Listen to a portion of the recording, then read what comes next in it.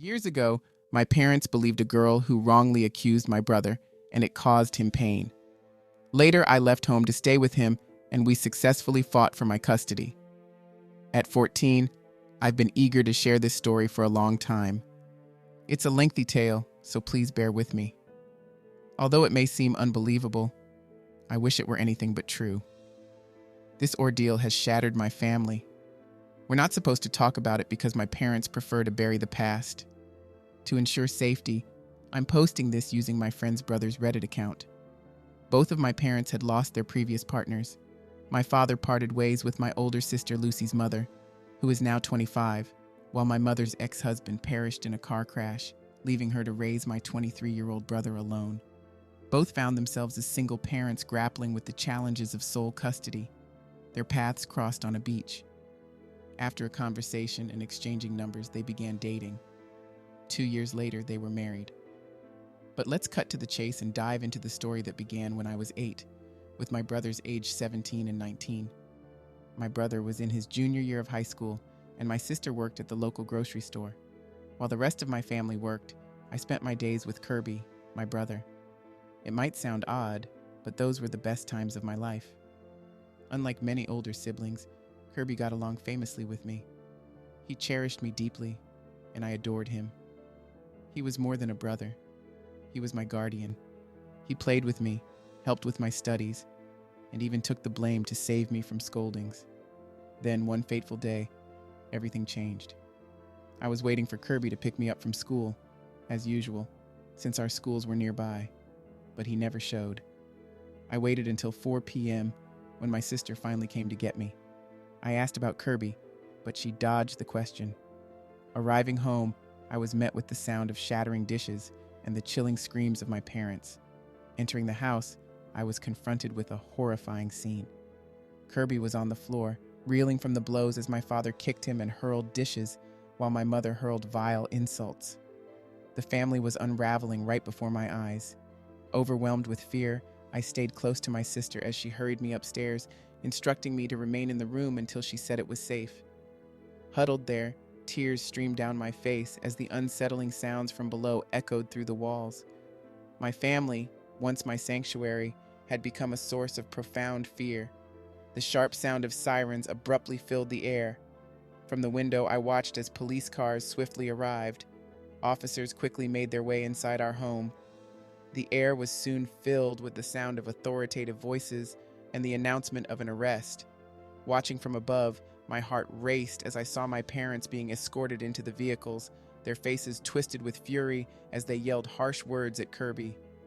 Nervously, I made my way downstairs to a heartbreaking scene. Lucy was on the floor, tears soaking her cheeks, holding Kirby close. He was visibly hurt, his injuries apparent. The rest of the evening became a blur, only coming back into focus when I found myself in an ambulance heading to the hospital. While I felt detached, as if in a dream, Lucy described it as a profound nightmare, the worst day of her life. In the days that followed, with our parents detained for aggressive behavior and endangering life, Lucy took time off work to care for me. When I finally gathered the courage to ask about what had led to such a dreadful day, Lucy treated me with a new level of seriousness and shared a shocking revelation. Kirby had been wrongly accused of misconduct by a girl at his high school. The girl had gone to the principal, upset and claiming harm from Kirby. This led to immediate involvement from both families and the police. Despite Kirby's insistence on his innocence, our parents believed the girl's account. The police decided to investigate further, allowing Kirby and the girl to return home in the interim, which led to the distressing events that unfolded. Now, with Kirby in the hospital possibly facing serious health consequences, the nightmare seemed to stretch on. The next day, a call from the police brought more daunting news, and what they disclosed about the accuser, a girl named Karen, was deeply troubling. Before I go any further, a message to Karen. If you're reading this, know that your actions have caused irreparable damage. What you did was unforgivable. You crafted a false narrative, fueled by animosity from a school rivalry with Kirby. After another altercation, you hurt yourself and concocted a plan to falsely accuse Kirby of striking you, which you then escalated to an even more serious allegation in hopes of having him expelled. However, your plan unraveled when you carelessly discussed it over a video call with friends, even laughing about it. What you didn't anticipate was the backlash from those who heard, including your former best friend, a survivor of abuse who understood the gravity of such accusations. She bravely went to the police to expose the truth, even managing to record part of your admission. Confronted by the police, you confessed out of fear of facing legal consequences. My sister Lucy was livid. She was so upset that she wanted to confront you directly, but the police intervened, explaining that your parents would face a fine for the false report and slander. Lucy felt this was a start, but not enough to right the wrongs. When we returned home and Lucy recounted the events at the police station to our parents, the atmosphere was tense. Her detailed account left our mother in tears and our father speechless. His response, questioning the veracity of Lucy's story, was ill-chosen and only added fuel to the fire. Lucy passionately argued that believing an accusation without proof was irresponsible, countering our father's attempt to justify his initial trust in the accuser's words. I understand that tragically, many who report assaults are not believed, but Karen's case is a stark contrast. She fabricated a story for trivial reasons. After Lucy's confrontation, our father was visibly shaken, and the house fell into a somber silence. The absence of Kirby, who was always the heart and joy of our home, was deeply felt. To this day, I struggle with how quickly our parents believed Karen's words over Kirby's innocence. I resent them for it, and I find it hard to envision a time when I can forgive their actions. After enduring a prolonged unconscious state, Kirby finally awoke, only to confront the grim reality of his condition. His injuries were severe: a broken jaw, 60% vision loss in one eye, fractures in his arm and forearm, extensive rib damage that nearly punctured his lung, and a leg so badly injured he would never walk properly again. The physical trauma was compounded by profound psychological scars, manifesting as post-traumatic stress, depression, and anxiety. Kirby was irrevocably changed. He endured constant pain and depended heavily on prescription medications. He remained silent for weeks, and even after his jaw was repaired, he spoke only when directly questioned. He would not express basic needs, like hunger, and would often break down in tears unexpectedly, a clear testament to his trauma. Approaching Kirby was a delicate matter. Even a simple hug seemed a perilous risk due to his fragile state. Despite this, our parents frequently attempted to visit him. My mother pleaded, and my father tried to insist that we bring them along, but Lucy staunchly refused, knowing Kirby had no desire to see them. However, their persistence knew no bounds. Seizing an opportunity when our mother was detained by work commitments, they decided to visit Kirby without our knowledge, imagining a simple resolution where apologies would be exchanged and our family would magically mend. Their plan, however, backfired dramatically. Upon their entry, Kirby let out a harrowing scream, the most intense I had ever heard from him. The medical team rushed in to soothe him, but Kirby was inconsolable, yelling for the doctors to remove our parents, whom he labeled as threats to his life. Overwhelmed by stress, he eventually fainted. Following this incident, hospital authorities barred our parents from visiting him, leaving only Lucy and me as his contacts. That night, my mother wept endlessly, while my father deflected blame onto Kirby, accusing him of overreacting. After months of physical and psychological rehabilitation, Kirby was finally discharged from the hospital. When our parents naively invited him to return home, his response was unequivocal. He declared he would never return to that house, even if it were the last place on earth. From this point forward, I consider myself without parents. I can only hope they someday face the consequences of their actions. My brother, Kirby, moved in with his paternal grandparents who, until then, were unaware of the extent of our family's turmoil. They quickly took legal steps to protect him from our parents. Kirby made it clear that my sister and I were always welcome to visit, and I took him up on that offer often, spending more time with him than at the house with our parents. However, the situation escalated during a family gathering where we discovered that our father had spread false rumors. He told everyone that Kirby had dropped out of school to delve into the drug scene, and had left home taking his belongings and the savings intended for my college education, funds that neither of our parents had contributed to. In truth, Kirby and Lucy had been the ones working various jobs to build that nest egg for me, because Kirby believed I deserved a better future. Frustrated and disappointed, my sister and I decided to set the record straight. We revealed the entire truth to our extended family, who were initially incredulous but quickly grew furious with our parents.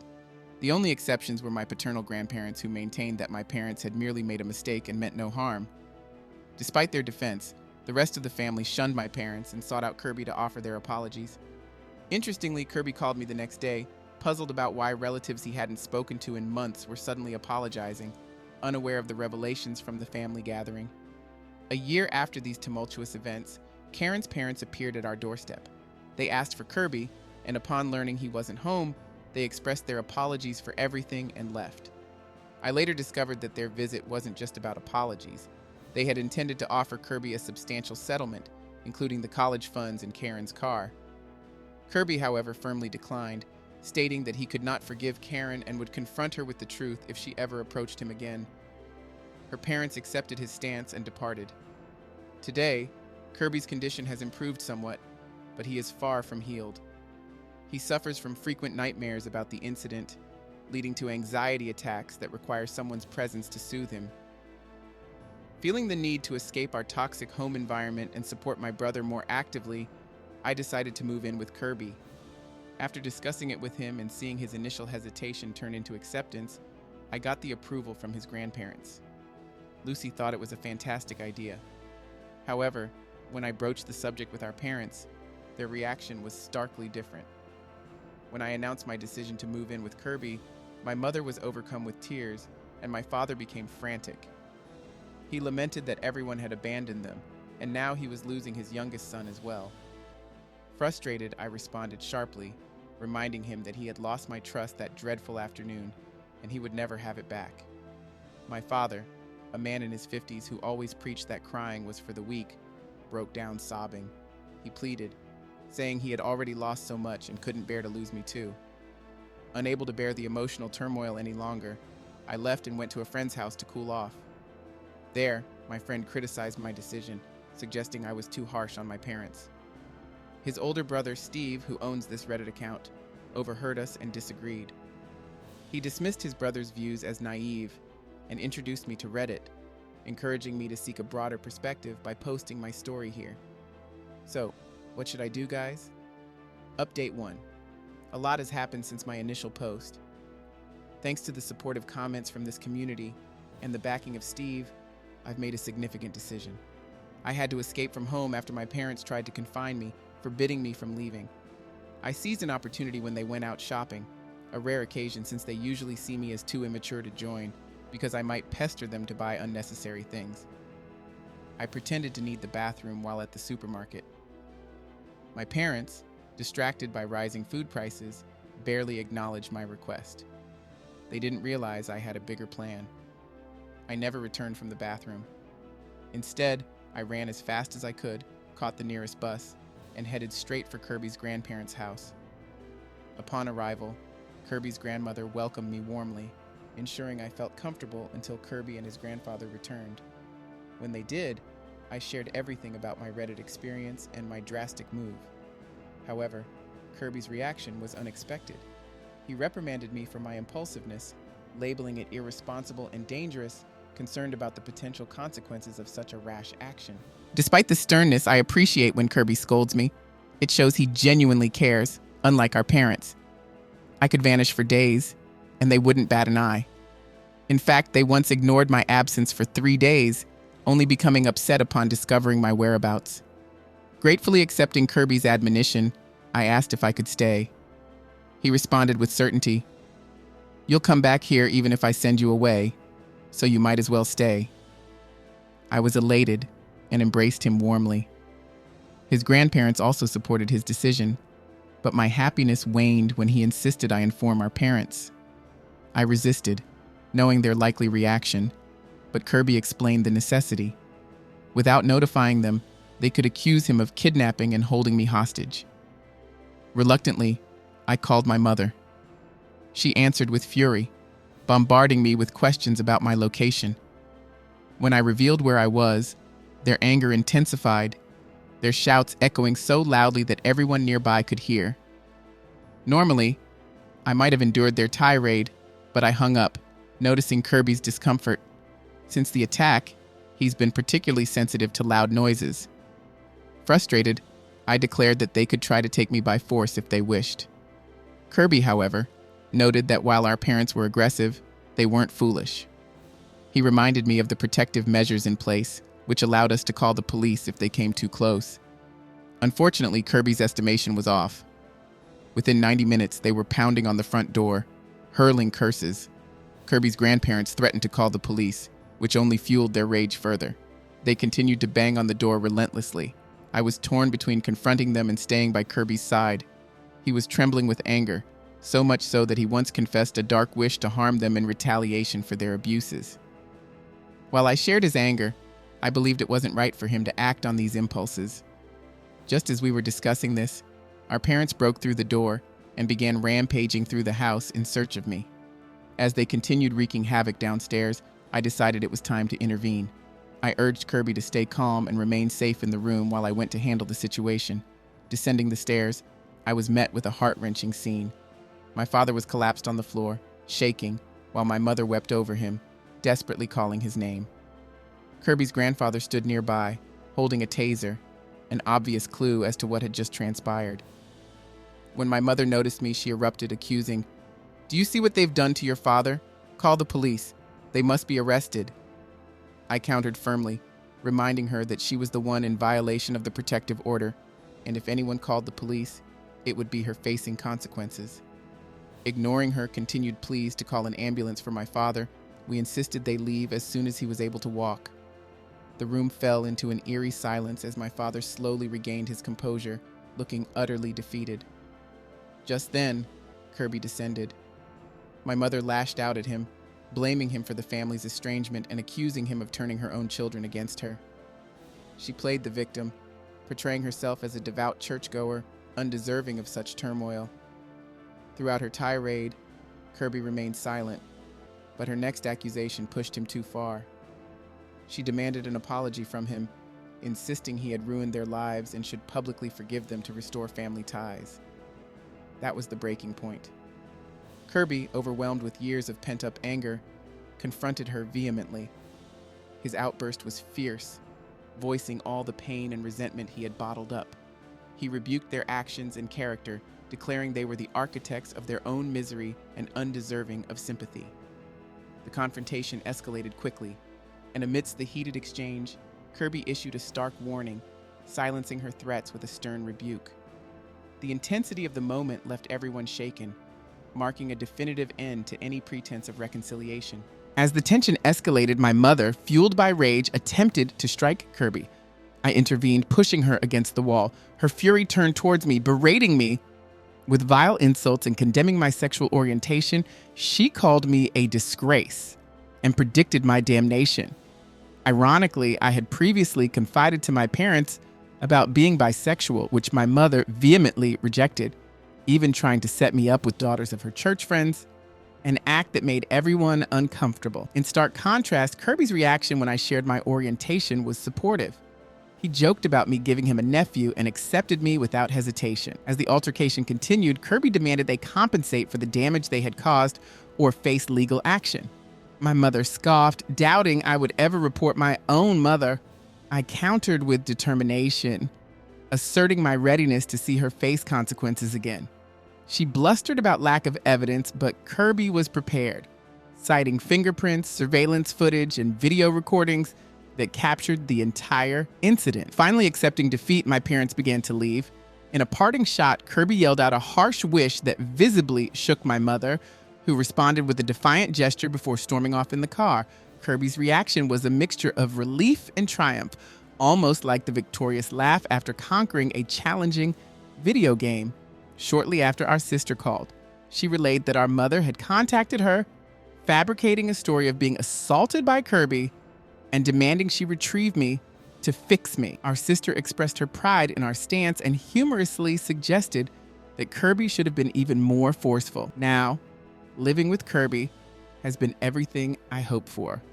He is not only a brother, but a guardian, determined to gain my custody by any means necessary, ready to challenge our parents to ensure my well-being. My mother has been adamant that she won't leave me with an abuser, absurdly suggesting that my bisexuality stems from being mistreated by Kirby. It's a ridiculous notion, isn't it? Now it seems we just have to wait for her to relent. This whole situation has been a catalyst for deep conversations between my brother and me, especially one we had last night. Kirby was reflective, pondering what life might have been like if his father were still alive. I suggested that perhaps things would have been a bit better for him, but he was uncertain.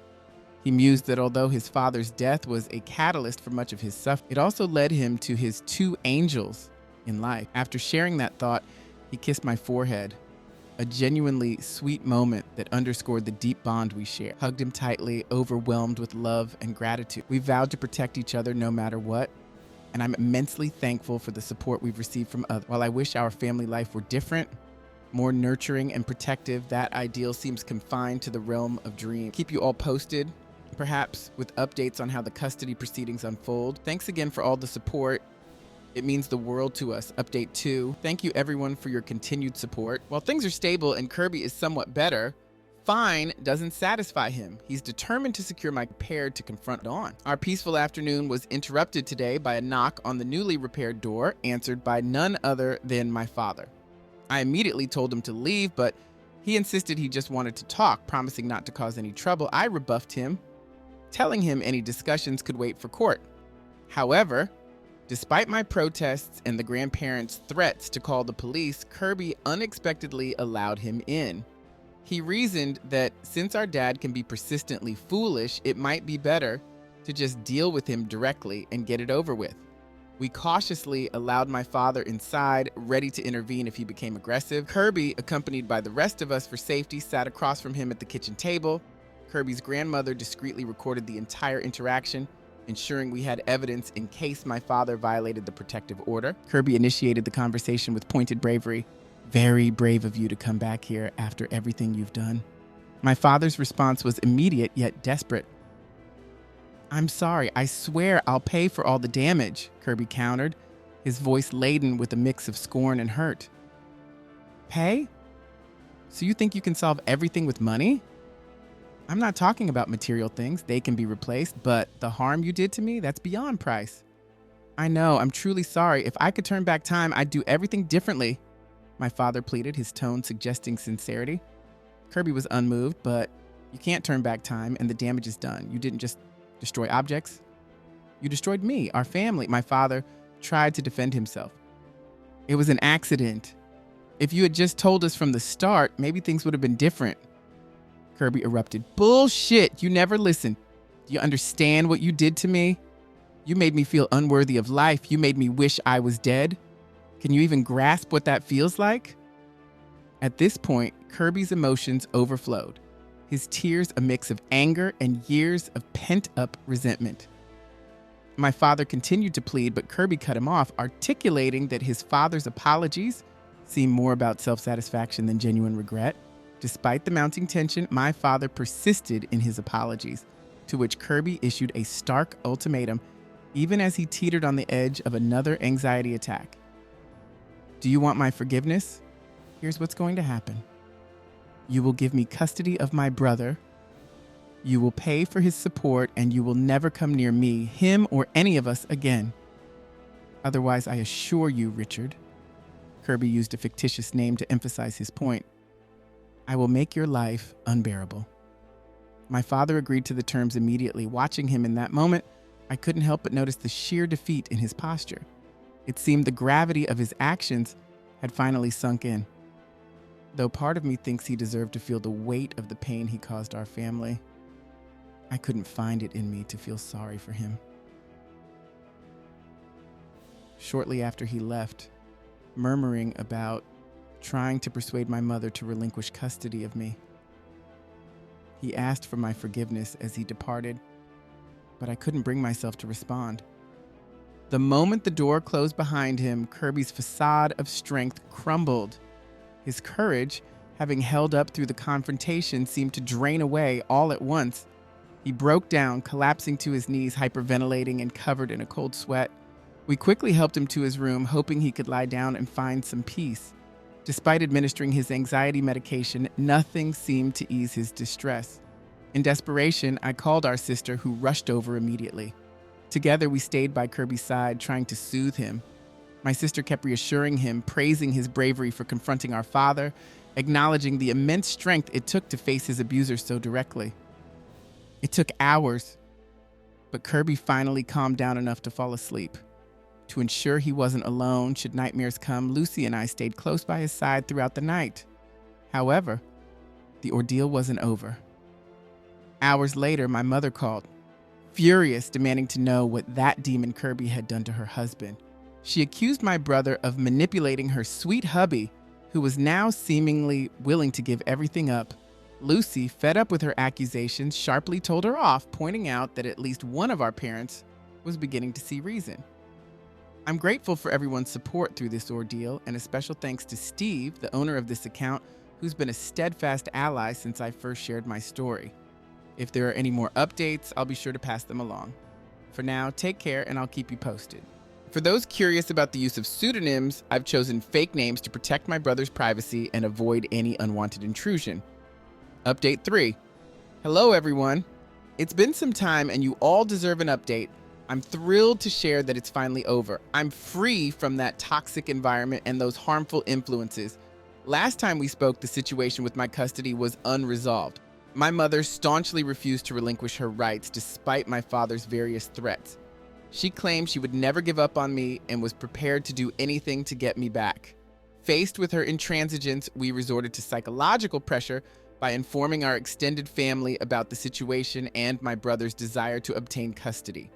The family was supportive and directly confronted my mother, suggesting that giving up custody was the least she could do after everything that had happened. In response, she accused everyone of being bewitched by my brother, typical of her to dismiss reason as witchcraft. About a week after moving in with my brother, my mother called using a commanding tone and presented me with two options: return home quietly and pretend nothing happened, or face dire consequences. I stood firm, telling her that my brother would never consider returning to that house, even posthumously. She hung up abruptly. Worried she might retaliate against Kirby, I called to warn him. He reassured me not to worry and promised to stay alert. True to my concerns, the police soon showed up, not at our door, but at our elderly neighbors. Thanks to my mother's error in reporting our address, she had alleged child abuse to the authorities, hoping to manipulate the situation, but her mistake sent them to the wrong house. Realizing her plot, she later called, offering to retract her complaint if I returned home without fuss. I curtly told her to forget it and ended the call. Kirby apologized to our neighbor for the inconvenience and then declared that if our mother wanted to escalate matters, we were ready to respond in kind. Our last resort was to involve our maternal grandmother, the only person our mother detests more than Kirby. Locating her contact was a challenge, partly because she harbors a strong dislike for me and my sister simply because we are our father's children. However, she favors Kirby, giving us a strategic edge. After some effort, we managed to track her down. Kirby briefed her on everything, from the assault to our current predicament, and asked for her help. Her prompt response was that she would arrive as soon as possible. True to her word, she was in our city within an hour and a half, ready to confront the situation head on. Kirby's plan was straightforward. He asked our grandmother to call our mother and then surprise her with a visit, an idea that particularly annoyed my mother. When our mother called me and Lucy to inquire if Kirby was behind this, we simply ignored her. Watching from the sidelines, it was somewhat amusing to see our grandmother purposely aggravate our parents, knowing full well they couldn't retaliate. Our mother's greed for our grandmother's valuable land, which could support someone for years if sold, kept her in check. It's sad to reflect on the nature of my parents. Not only are they difficult and irrational, but their greed seems boundless. After 2 weeks of this orchestrated torture, my mother finally snapped, demanding to know when our grandmother would leave. Our grandmother laid down her ultimatum. She would only leave once my mother relinquished custody of me. When faced with the choice between her son and her potential inheritance, my mother's decision was swayed by the latter. The custody battle moved to court, and the tension was palpable. If looks could kill, the glares my parents exchanged with Kirby would have been lethal. The judge, reviewing the extensive history of neglect and abuse, expressed frustration at how easily my parents had previously evaded justice. In court, my father appeared ashamed, hiding his face, while my mother maintained a defiant demeanor, seemingly oblivious to the severity of her actions. The most intense moments were the exchanges between Kirby and our mother, those piercing looks that made you forget they were once family living under the same roof. My mother might come off as normal and even friendly, but beneath that facade, she's manipulative and deceitful. Disagree with her, and you're instantly seen as a threat, subject to severe criticism. In stark contrast, my brother Kirby has such an open mind, it's almost intimidating. He's the type of person who can befriend anyone. If you ever see a young man with a cane who greets you with a smile and a wave, that's probably him. Why then, I still wonder, is it so hard to reconcile that these two vastly different behaviors could emanate from the same family? As for the custody battle, it was complex yet resolved quicker than anticipated. My parents didn't put up much of a fight, so our lawyer facilitated an agreement swiftly. I would stay with Kirby, and my parents were ordered to pay substantial child support. My mother protested the financial obligation since I was no longer under her care, but both my father and our grandmother swiftly silenced her objections, urging her to consent to the terms. After what felt like an eternity filled with anxiety, we finally secured a favorable resolution. Now, I'm officially living with Kirby, free from any parental control. Just 30 minutes after receiving the court's decision, I deleted my parents' contact information. They are now part of a past I intend to leave behind, but there's more. Before she departed, our grandmother dropped a bombshell revelation. My mother had been removed from her will shortly after marrying my father. It was almost comical. She'd gambled on something she was never destined to receive. The sole beneficiary now is Kirby, a fact that brings me immense relief and satisfaction. Reflecting on all that's transpired, I'm not sure if I should attribute it to divine justice, but one thing is clear: Kirby deserved this outcome, and we couldn't be more thrilled about it. I'm deeply grateful to the Reddit community and to Steve, the owner of this account, for your support and advice throughout this tumultuous chapter of my life. Thankfully, it concludes on a hopeful note. I'm eager to move forward, and I hope I won't need to return to this platform unless absolutely necessary.